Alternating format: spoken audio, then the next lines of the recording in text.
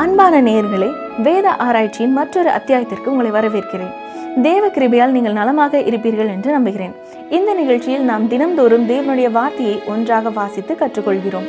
கடந்த அத்தியாயத்தில் வேதாகமம் தேவனிடமிருந்து வந்தது என்பதை, அதன் நிறைவேறிய தீர்க்க தரிசனங்கள், வாழ்க்கையை மாற்றும் வல்லமை மற்றும் பரிசுத்த ஆவியானவரின் உள்ளான சாட்சியின் மூலம் கற்றுக்கொண்டோம்.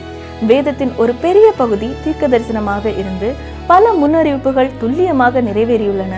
மேலும் எண்ணற்ற வாழ்க்கைகள் வேதத்தின் மூலம் மாற்றப்பட்டுள்ளன. விசுவாசிகள் இதை தேவனுடைய வார்த்தை என்று உள்ளார்ந்த உறுதியாக அனுபவிக்கிறார்கள். இந்த எல்லா ஆதாரங்களும் வேதாகமம் தேவனிடமிருந்து வந்தது என்பதை தெளிவாக காட்டுகின்றன. இன்றைய அத்தியாயத்தில் வெளிப்படுத்துதல், ஏவுதல், தெளிவுபடுத்துதல் மற்றும் விளக்கமளித்தல் என்ற 4 முக்கிய தலைப்புகளை நாம் ஆராய்வோம். ஆகவே ஆரம்பிக்கலாம்.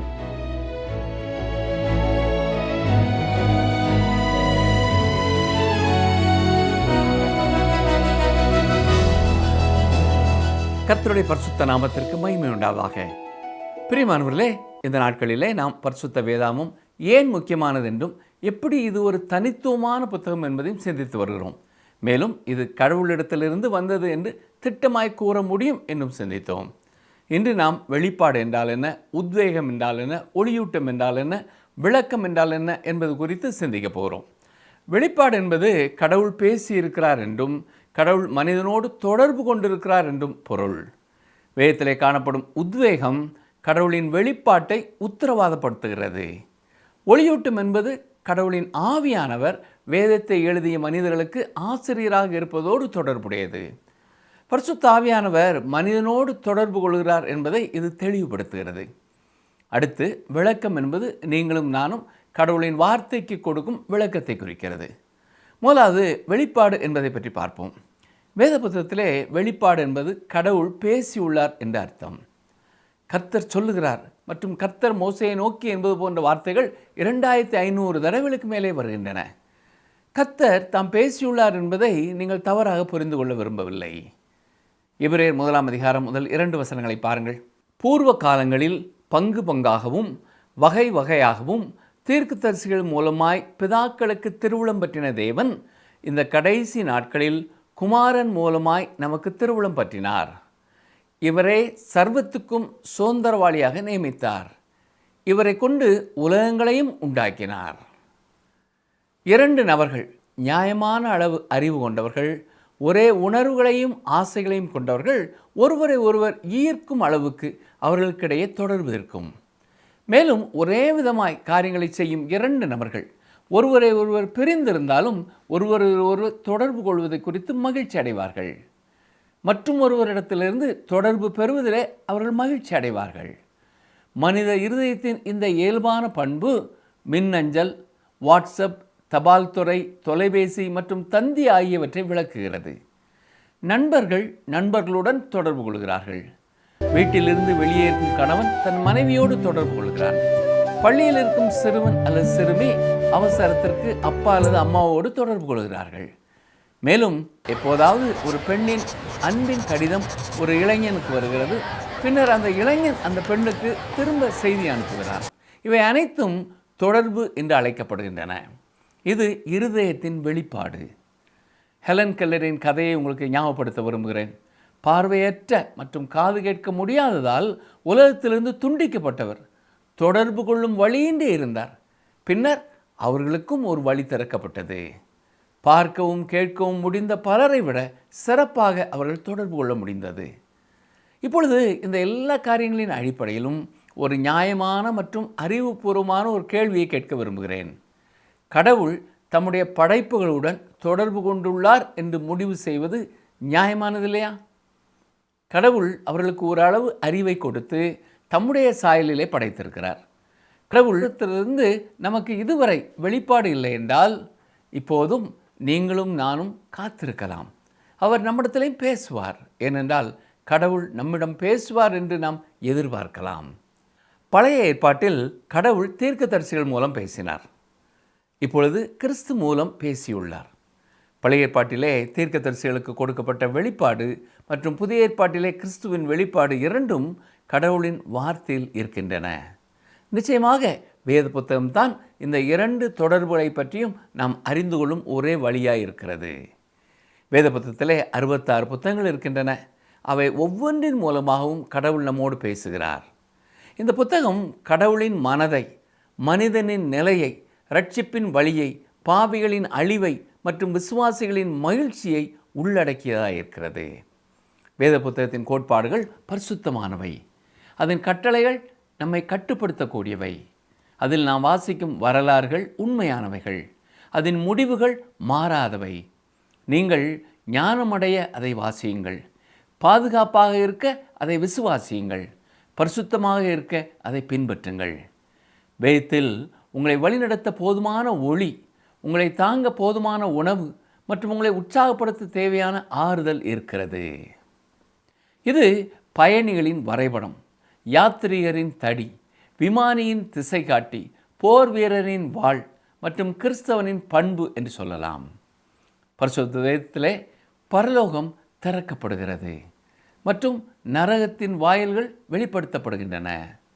ஆண்டவராய் இயேசு கிறிஸ்து அதன் மாபெரும் பொருள்.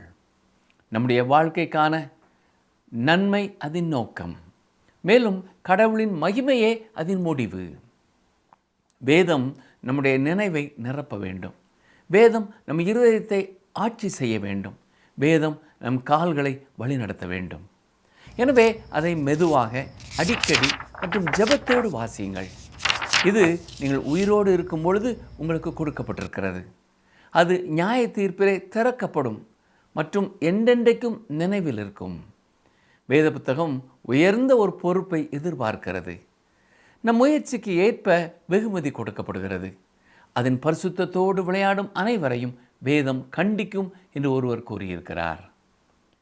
தேவன் வேதாகமத்திலே தம்மை வெளிப்படுத்தினார் என்பதை வேத வசனங்களுடன் தெளிவாக விளக்குகிறேன். தேவன் தம்மை பல வகைகளிலே வெளிப்படுத்தியிருக்கிறார். முதலாக படைப்பின் மூலமாக, தம்முடைய நாமத்தின் மூலமாக, தம்முடைய குணாதிசயத்தின் மூலமாக, வேத வசனங்களின் மூலமாக, இயேசு கிறிஸ்துவின் மூலமாக, பரிசுத்த ஆவியானவர் மூலமாக ஒவ்வொன்றையும் நாம் விளக்கமாய் பார்க்க முடியும். தேவன் தம்மை படைப்பின் மூலமாக வெளிப்படுத்தி இருக்கிறார். ரோமர் 1 அதிகாரம் 19, 20 வசனங்களை பாருங்கள். தேவனை குறித்து அறியப்படுவது அவர்களுக்குள்ளே வெளிப்பட்டிருக்கிறது. தேவனே அதை அவர்களுக்கு வெளிப்படுத்தி இருக்கிறார். எப்படி என்றால், காணப்படாதவைகளாகிய அவருடைய நித்திய வல்லமை, தேவத்துவம் என்பவைகள் உண்டாக்கப்பட்டிருக்கிறவைகளினாலே உலகம் உண்டானது முதற்கொண்டு தெளிவாய் காணப்படும். ஆதலால் அவர்கள் போக்கு சொல்ல இடமில்லை. சிருஷ்டி என்று ஒன்று இருந்தால் அதை சிருஷ்டித்தவர் ஒருவர் இருக்க வேண்டும் அல்லவா? இந்த அழகான உலகத்தை பார்க்கும் எவரும் இதை சிருஷ்டித்த ஒரு பெரிய தேவன் இருக்கிறார் என்பதை அறிய முடியும். உண்டாக்கப்பட்டிருக்கிறவைகளினாலே தேவனை குறித்து நாம் அறிகிறோம் என்று பவுல் திட்டவட்டமாய் கூறியிருக்கிறார். ஆதியாகமம் இதைத்தான் தெளிவாய் நமக்கு கூறுகிறது. தேவன் தம்முடைய நாமங்களினாலேயும் தம்மை வெளிப்படுத்துகிறார். யாத்திராகமம் 3 அதிகாரம் 14 வசனத்தை பாருங்கள். அங்கே அவர் இருக்கிறவராக இருக்கிறேன் என்று சொல்லியிருக்கிறார். இதுவே அவருடைய நாமம். இது ஆங்கிலத்திலே ஐ ஆம் ஹூ ஐ ஆம் என்று சொல்லப்பட்டிருக்கிறது. தேவன் நேற்றும் இன்றும் என்றும் மாறாதவராக இருக்கிறார். மேலும் தேவன் தமது குணாதிசயங்களை வெளிப்படுத்தி தம்மை தாமே வேத புத்தகத்திலே அறிமுகப்படுத்துகிறார். யாத்திராகமம் 34 அதிகாரம் 6, 7 வசனங்களை பாருங்கள். கர்த்தர் அவனுக்கு முன்பாக கடந்து போகிற போது அவர், கர்த்தர் கர்த்தர், இரக்கமும் கிருபையும் நீடிய சாந்தமும் மகா தயையும் சத்தியமும் உள்ள தேவன், 1000 தலைமுறைகளுக்கு இரக்கத்தை காக்கிறவர், அக்கிரமத்தையும் மீறுதலையும் பாவத்தையும் மன்னிக்கிறவர், குற்றவாளியை குற்றமற்றவனாக விடாமல் பிதாக்கள் செய்த அக்கிரமத்தை பிள்ளைகளிடத்திலும் பிள்ளைகளுடைய பிள்ளைகளிடத்திலும் 3ஆம் 4ஆம் தலைமுறை மட்டும் விசாரிக்கிறவர் என்று கூறினார். தேவன் வேத வசனத்தின் மூலமாக தம்மை எப்படி வெளிப்படுத்துகிறார் என்பதை பார்த்து கொண்டிருக்கிறோம். யோவான் எழுதின சுவிசேஷத்திலே இயேசு கிறிஸ்து தம்மை குறித்து ஒரு சாட்சி கூறுகிறார். என்ன சொல்கிறார்? வேத வாக்கியங்களை ஆராய்ந்து பாருங்கள், அவைகளால் உங்களுக்கு நித்திய ஜீவன் உண்டென்று எண்ணுகிறீர்களே, என்னை குறித்து சாட்சி கொடுக்கிறவைகளும் அவைகளே என்று சொல்கிறார். அது மட்டுமல்ல, வெளிப்படுத்தின விசேஷம் 19 அதிகாரம் 13 வசனத்தில் என்ன வாசிக்கிறோம்? அவருடைய நாமம் தேவனுடைய வார்த்தை என்பதே என்று சொல்லப்பட்டிருக்கிறது. இயேசு தேவனுடைய வார்த்தை, வேதாகமும் தேவனுடைய வார்த்தை. ஆகவே இரண்டும், அதாவது இயேசுவும் வேத வார்த்தையும் தேவனை வெளிப்படுத்துகின்றன. எத்தகைய அழகான ஒரு வெளிப்பாடு பார்த்தீர்களா? தேவன் இயேசு கிறிஸ்துவிலே முழுமையாக தம்மை வெளிப்படுத்தி இருக்கிறார். யோவான் 1 அதிகாரம் 1, 2, 3 வசனங்களிலே தேவன் இயேசு கிறிஸ்துவிலே வெளிப்படுவதை நாம் பார்க்கலாம். ஆதியிலே வார்த்தை இருந்தது, அந்த வார்த்தை தேவனிடத்தில் இருந்தது, அந்த வார்த்தை தேவனாய் இருந்தது. அவர் ஆதியிலே தேவனோடு இருந்தார். சகலமும் அவர் மூலமாய் உண்டாயிற்று, உண்டானதொன்றும் அவராலே அல்லாமல் உண்டாகவில்லை. யோவான் 1 அதிகாரம் 18 வசனத்திலேயும் இதை இன்னும் தெளிவாக நாம் புரிந்து கொள்ளலாம். தேவனை ஒருவனும் ஒரு காலம் கண்டதில்லை, பிதாவின் மடியில் இருக்கிற ஒரே பேரான குமாரனே அவரை வெளிப்படுத்தினார். இயேசுவே பிலிப்புவிடம் இவ்வாறு கூறியிருக்கிறார். யோவான் 14 அதிகாரம் 9, 10 வசனங்களை பாருங்கள். என்னை கண்டவன் பிதாவை கண்டான், அப்படி இருக்க பிதாவை எங்களுக்கு காண்பியும் என்று நீ எப்படி சொல்கிறாய்?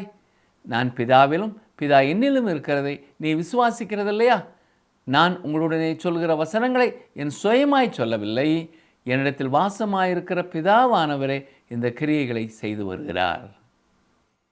தேவன் பரிசுத்த ஆவியானவரால் தம்மை தாமே தொடர்ந்து வேத புத்தகத்திலே வெளிப்படுத்தி இருக்கிறார். யோவான் 16 அதிகாரம் 13, 14 வசனங்களை பாருங்கள். சத்திய ஆவியாகி அவர் வரும்போது சகல சத்தியத்திற்குள்ளும் உங்களை நடத்துவார். அவர் தம்முடைய சுயமாய் பேசாமல் தாம் கேள்விப்பட்டவைகள் யாவையும் சொல்லி வரப்போகிற காரியங்களை உங்களுக்கு அறிவிப்பார். அவர் என்னுடையதில் எடுத்து உங்களுக்கு அறிவிப்பதினால் என்னை மைமைப்படுத்துவார். கவனித்தீர்களா? சத்திய ஆவியாகிய பரிசுத்த ஆவி இன்றைக்கும் நம்மிலே வாசமாயிருந்து தேவனை நமக்கு வெளிப்படுத்தி கொண்டே இருக்கிறார். இரண்டாவதாக நாம் சிந்திக்க வேண்டியது பரிசுத்த வேதத்திலே காணப்படும் உத்வேகம், அதாவது ஆங்கிலத்திலே இன்ஸ்பிரேஷன் என்று சொல்லப்பட்டிருக்கிற காரியம். அதாவது வேதம் ஒரு அதிகாரப்பூர்வமான அறிக்கை மற்றும் அதன் ஒவ்வொரு சொல்லும் நாம் வாழும் இந்த நாட்களிலே நமக்கும் நமக்காகவும் கொடுக்கப்பட்டுள்ள கர்த்தருடைய வார்த்தை. வேத புத்தகத்தில் உள்ள இந்த உத்வேகம் கடவுளின் வெளிப்பாட்டை நமக்கு உறுதிப்படுத்துகிறது. அப்போஸ்தலனாகிய பவுல் தீமோத்தேயுக்கு எழுதிய கடைசி கடிதத்திலே வேதத்தை குறித்து இவ்வாறு எழுதியிருக்கிறார். கவனியுங்கள், வாசிக்கிறேன். 2 தீமோத்தேயு 3 அதிகாரம் 16, 17 வசனங்கள். வேத வாக்கியங்கள் எல்லாம் தேவ ஆவியினால் அருளப்பட்டிருக்கிறது. தேவனுடைய மனுஷன் தேறினவனாகவும் எந்த நற்கிரியையும் செய்ய தகுதியுள்ளவனாகவும் இருக்கும்படியாக அவைகள் உபதேசத்துக்கும் கடிந்து கொள்ளுதலுக்கும் சீர்திருத்தலுக்கும் நீதியை படிப்பித்தலுக்கும் பிரயோஜனமுள்ளவைகளாய் இருக்கிறது. எல்லா வேத வசனமும் தேவ ஆவியினால் கொடுக்கப்பட்டது என்பதை நன்றாக கவனிங்கள். தேவ ஆவியினால் என்ற சொல் கடவுள் ஊதினார் என்று அர்த்தம் கொடுக்கிறது. கடவுள் இந்த மனிதர்கள் மூலமாக, இங்கே அப்போஸ்தலனாகிய பவுல் மூலமாக கூறியது போல் தாம் கூற விரும்பியதை துல்லியமாக கூறியிருக்கிறார். பவுல் வேறு எதையும் சேர்க்கவில்லை. மேலும் அப்போஸ்தலனாகிய பேதுரு என்ன சொல்கிறார் பாருங்கள். 2 பேதுரு 1 அதிகாரம் 21 வசனம். தீர்க்க தரிசனமானது ஒரு காலத்திலும் மனுஷருடைய சித்தத்தினாலே உண்டாகவில்லை, தேவனுடைய பரிசுத்த மனுஷர்கள் பரிசுத்த ஆவியினாலே ஏவப்பட்டு பேசினார்கள். இந்த மனிதர்கள் கடவுளின் பரிசுத்த ஆவியினாலே ஏவப்பட்டார்கள், கொண்டு செல்லப்பட்டார்கள் என்பதை கவனிக்க வேண்டியது மிக முக்கியம். பரிசுத்த வேதம் கடவுளின் உண்மையின் வெளிப்பாடு. உத்வேகம் அல்லது பரிசுத்த ஆவியானவரின் செயல் ஒரு வாகனம் என கூறலாம். தெய்வீக வெளிப்பாடு பற்றி பேசும்பொழுது நாம் அடங்கி இருப்பதை பற்றி பேசுகிறோம். அதாவது வேதம் சொல்லும் செய்தி கடவுள் மனிதனுக்கு வெளிப்படுத்திய அல்லது தெரிவித்த உண்மை. உத்வேகம் பற்றி பேசும்பொழுது கடவுள் பயன்படுத்திய முறையை பற்றி பேசுகிறோம். அவர் எப்படி ஊதினார், அதாவது எப்படி பரிசுத்த ஆவியான மூலமாய் அவர்களை ஏவி எழுப்பி எழுதச் செய்தார் என்பதை பார்க்கிறோம். வேதத்தில் கூறப்பட்டுள்ள உண்மைகளின் வழியாக கடவுள் தம்மை நாம் அறிய செய்கிறார். அடுத்ததாக பரிசுத்த ஆவியானவர் கடவுளின் வெளிப்பாட்டை எடுத்து பழைய மற்றும் புதிய ஏற்பாட்டிலே மனித எழுத்தாளர்களின் மனதின் வழியாக செலுத்துகிறார். அவர்கள் கடவுளின் பரிசுத்த ஆவி தங்களுக்கு வெளிப்படுத்திய காரியங்களையே எழுதியிருக்கிறார்கள். அவர்கள் எழுதியது கடவுள் எழுதிய விரும்பிய செய்தியை உருவாக்கும் துல்லியமான மற்றும் உண்மையான சொற்கள். இதுதான் கடவுள் மனிதனுக்கு வெளிப்படுத்த விரும்பிய காரியங்கள். பரிசுத்த ஆவியானவர் மூலம் தனி மனிதர்களுக்கு இந்த காரியங்கள் கொடுக்கப்பட்டு இறுதியில் வேதாமத்தின் பக்கங்களிலே பதிவு செய்யப்படுகிறது. இப்போது நாம் தெளிவாக அறிந்து கொள்ள வேண்டிய இன்னும் ஒரு சில காரியங்களை நான் சொல்லுகிறேன். கவனியுங்கள். எது உத்வேகம் அல்ல என்பதையும் நாம் புரிந்து கொள்ள வேண்டும்.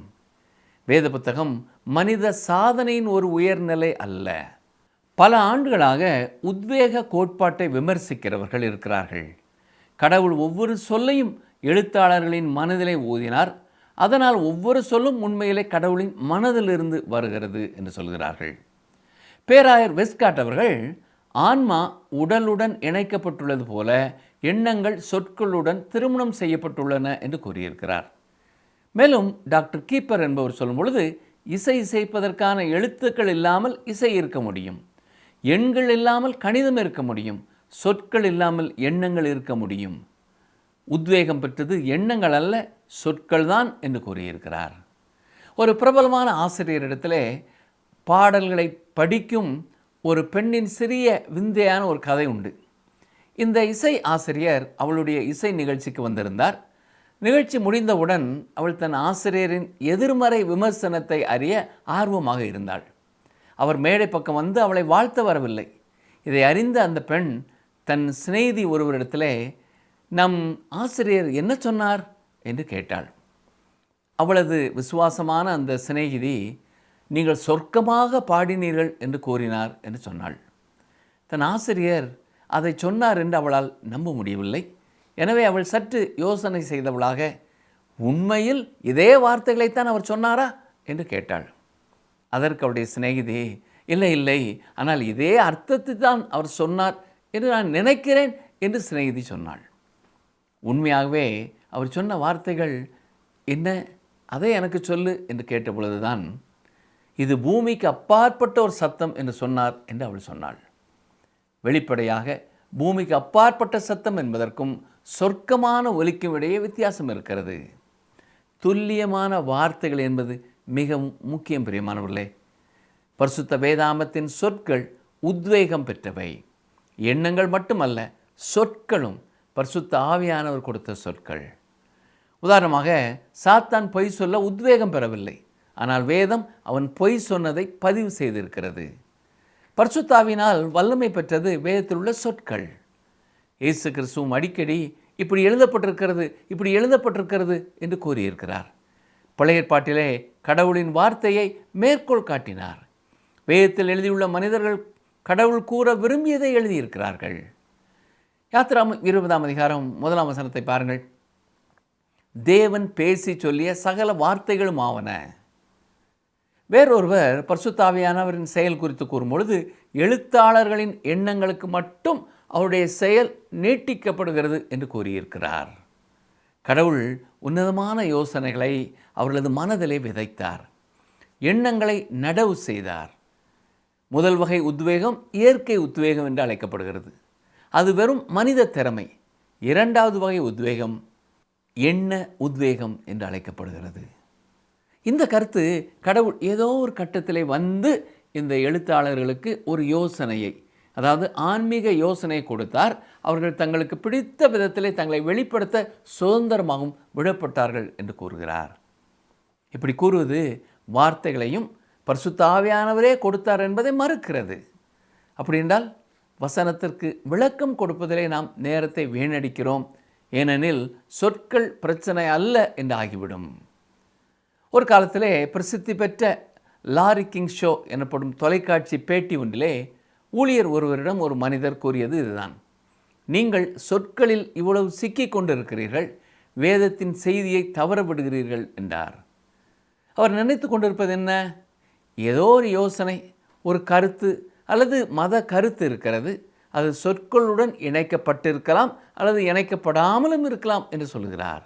ஆனால் பிரியமானவர்களே, வேதம் கடவுளின் துல்லியமான சொற்கள் என்று உரிமை கொள்கிறது. தேவனுடைய செய்தி சொற்களில் இருக்கிறது. சொற்களை தவிர செய்தி இல்லை, சொற்களை தவிர உத்வேகம் இல்லை. பழைய ஏற்பாட்டிலே 2500 முறைகளுக்கு மேல் கர்த்தர் சொல்லுகிறார், கர்த்தருடைய வார்த்தை வந்தது, கடவுள் கூறினார் போன்ற வெளிப்பாடுகள் இருக்கின்றன. அது சொற்களை பற்றியது. சொல்லற்ற கருத்துக்கள் என்று எதுவும் இல்லை. மோசே இஸ்ரவேல் மக்களை விடுவிக்க செல்ல முடியாது என்று கர்த்தரிடம் கூறும்பொழுது என்ன சொன்னார்? கவனிங்கள், யாத்திராகமம் 4ஆம் அதிகாரம் 10ஆம் வசனம். அப்பொழுது மோசே கர்த்தரை நோக்கி, ஆண்டவரே, இதற்கு முன்னாவது தேவரீர் உமது அடியேனோடே பேசினதற்கு பின்னாவது நான் வாக்கு வல்லவன் அல்ல, நான் திக்கு வாயும் மந்த நாவும் உள்ளவன் என்றான். அதற்கு கர்த்தர், நான் உனக்கு பல சிறந்த யோசனைகளை கொடுப்பேன், நீ அவற்றை கொண்டு எப்படி தொடர்பு கொள்வது என்று கண்டுபிடிப்பாய் என்று சொல்லவில்லை. கடவுள் என்ன சொன்னார்? நான் உன் மனதுடனே இருப்பேன் என்றும் கூறவில்லை. கடவுள் அவரிடத்தில் கூறியது இதுதான். பாருங்கள், யாத்திராகமம் 4:12. ஆதலால் நீ போ, நான் உன் வாயோடே இருந்து நீ பேச வேண்டியதை உனக்கு போதிப்பேன் என்றார். அதுபோல 40 ஆண்டுகளுக்கு பின் மோசே இஸ்ரவேல் மக்களுக்கு சொன்ன வார்த்தையை கவனியுங்கள். உபாகமம் 4:2. நான் உங்களுக்கு கற்பிக்கும் உங்கள் தேவனாய கர்த்தரின் கட்டளைகளை நீங்கள் கைக்கொள்ளும்படி நான் உங்களுக்கு கற்பிக்கிற வசனத்தோடே நீங்கள் ஒன்றும் கூட்டவும் வேண்டாம், அதில் ஒன்றும் குறைக்கவும் வேண்டாம். பல ஆண்டுகளாக வேதாமங்களின் பல கையெழுத்து பிரதிகள் கண்டுபிடிக்கப்பட்டிருக்கின்றன.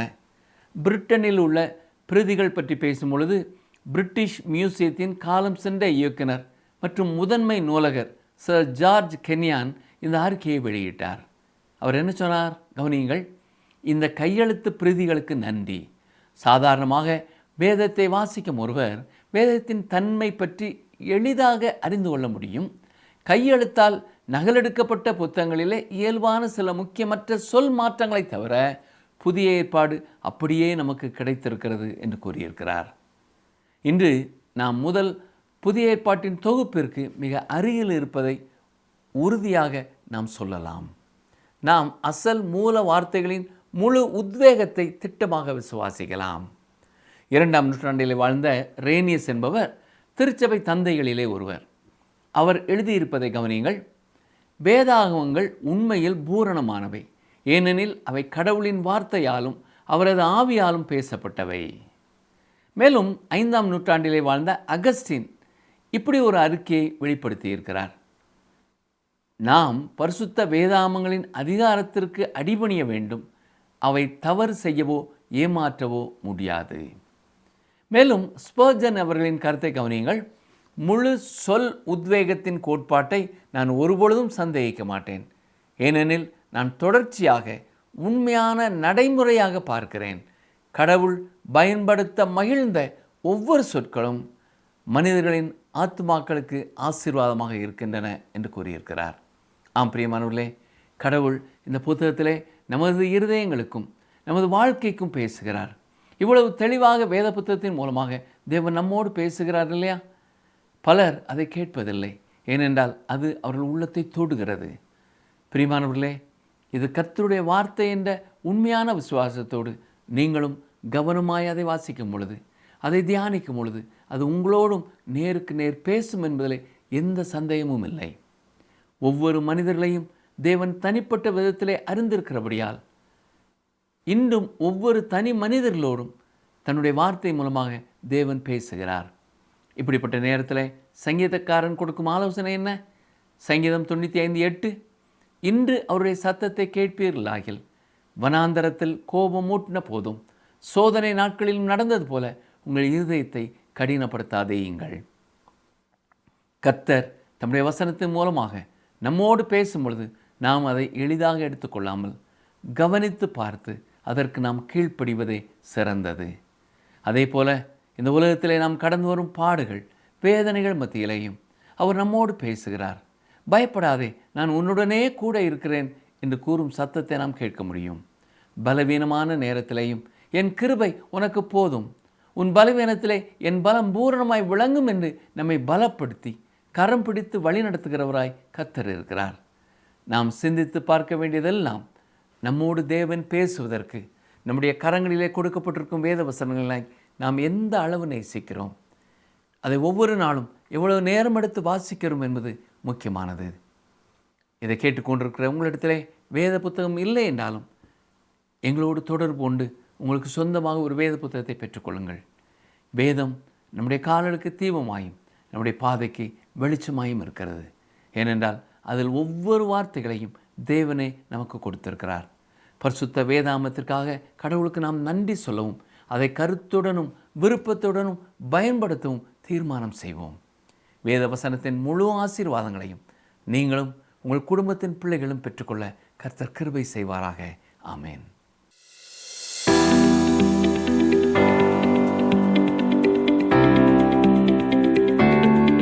காணப்படாதவைகளாகிய அவருடைய நித்திய வல்லமை, தேவத்துவம் என்பவைகள் எதனால் உலகம் உண்டானது முதற்கொண்டு தெளிவாய் காணப்படும். காணப்படாதவைகளாகிய அவருடைய நித்திய வல்லமை, தேவத்துவம் என்பவைகள் எதனால் உலகம் உண்டானது முதற்கொண்டு தெளிவாய் காணப்படும். ஆப்ஷன் ஏ, உண்டாக்கப்பட்டிருக்கிறவைகளினாலே. ஆப்ஷன் பி, சிருஷ்டிகளால். Option C, இயற்கையினால்.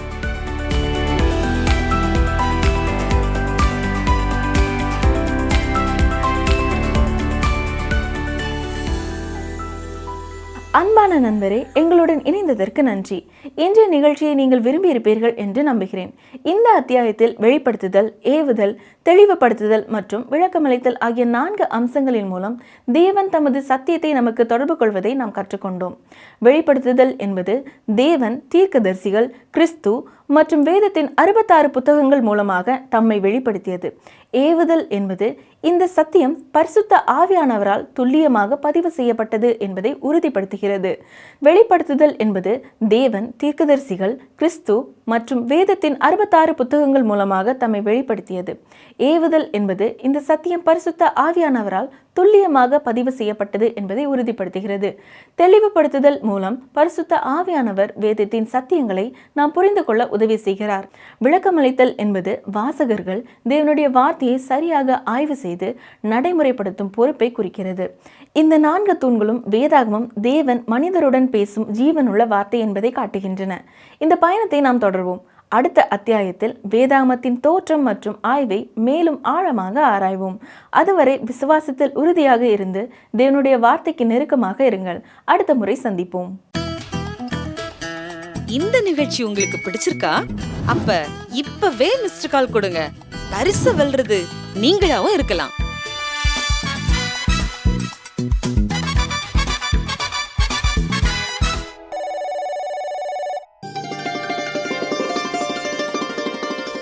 சிங்கக்குட்டிகள் தாழ்ச்சியடைந்து பட்டினியாயிருக்கும். கர்த்தரை தேடுகிறவர்களுக்கோ ஒரு நன்மையும் குறைவுபடாது. சங்கீதம் 34:10.